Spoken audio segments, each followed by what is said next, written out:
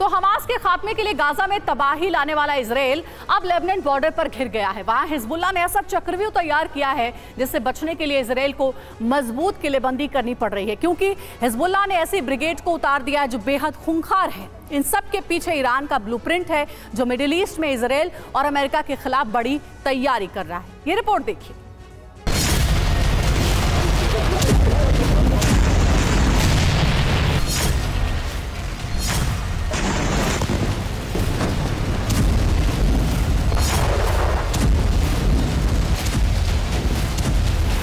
अब ना हमास बचेगा ना हिजबुल्लाह। इजराइल के मौजूदा तेवर तो यही बताते हैं। इतनी बमबारी, इतने बड़े हमले एक साथ दो मोर्चों पर इजराइल ने इससे पहले कभी नहीं किए।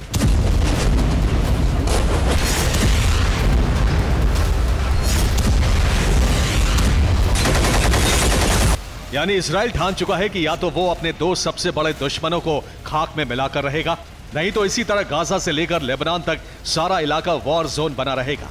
यही वजह है कि एक तरफ उत्तरी गाजा से लेकर दक्षिणी गाजा तक जल रहा है, वहीं नॉर्थ में लेबनान बॉर्डर सुलग रहा है। तबाही का ये खौफनाक दौर यही नहीं रुका है, बल्कि इसमें ऐसे हथियारों का इस्तेमाल किया जा रहा है जो मिनटों में एक बड़े इलाके के लिए विनाशक साबित हो सकते हैं।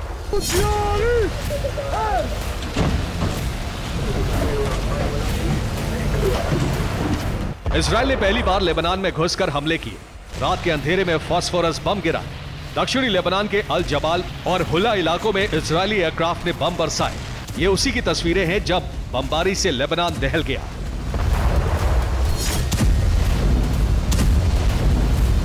इतना ही नहीं, इजराइल ने इस दफा हिजबुल्लाह के ठिकानों के अलावा रिहायशी इलाकों में भी बम गिराए।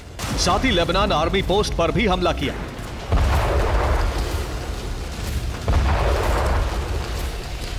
हमले में लेबनान आर्मी का एक सैनिक मारा गया जबकि 3 जख्मी हो गए।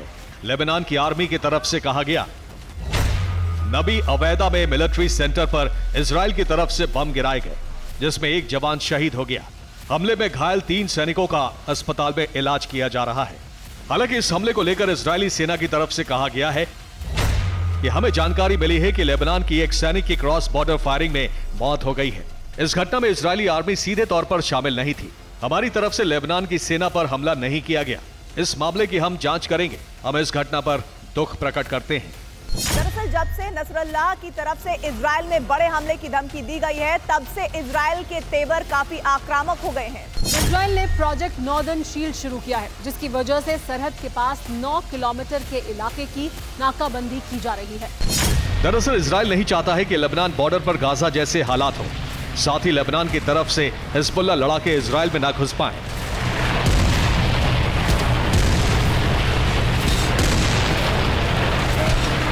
इजराइल के रक्षा मंत्री योव गैलेंट ने जानकारी दी है कि उत्तरी इलाके को पूरी तरह सुरक्षित किया जा रहा है। खासतौर से 9 किलोमीटर इलाके को खाली कराकर लोगों को आगे भेजा जा रहा है। अगर हिजबुल्लाह की तरफ से हमला होता है तो हम अपने लोगों की सुरक्षा कर पाएंगे और हमलावरों का खात्मा आसानी से कर देंगे।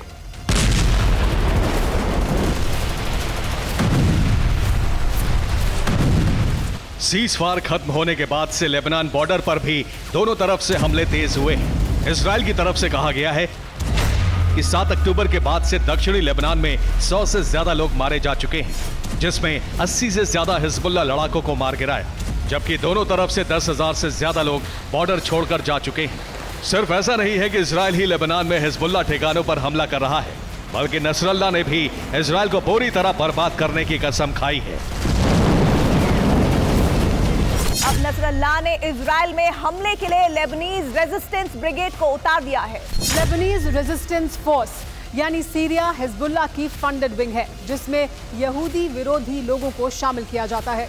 सराया मिलिशिया के लड़ाके जहां एक तरफ मिडिल ईस्ट में अमेरिकी सैन्य ठिकानों पर हमले कर रहे हैं, इराक में अमेरिका के अयान अल असद एयरबेस पर बड़ा हमला किया गया।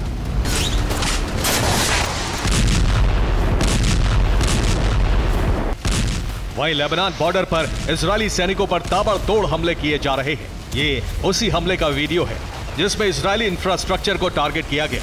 हिजबुल्लाह ने दावा किया है कि उसने पिछले 24 घंटे में इजराइल पर 13 हमले किए।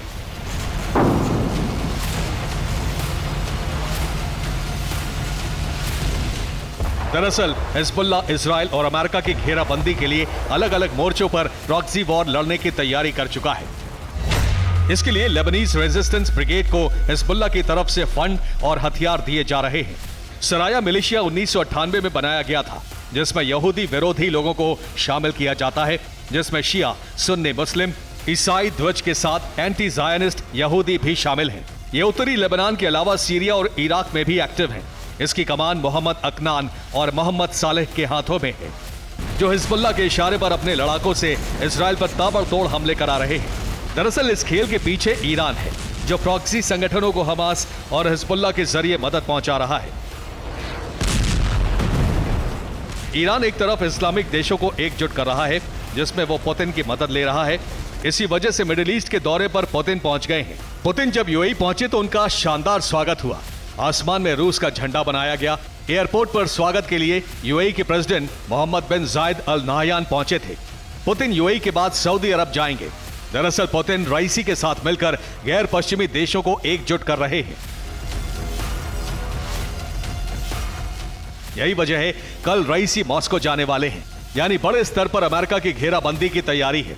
इस खतरे को भांपते हुए बाइडेन ने G7 की वर्चुअल मीटिंग बुलाई है, जिससे मिडिल ईस्ट में अपने दबदबे को कायम रखने की रणनीति बनाई जा सके और रूस ईरान को मुंह तोड़ जवाब दिया जा सके। Bureau report, TV9 Bharatvarsh.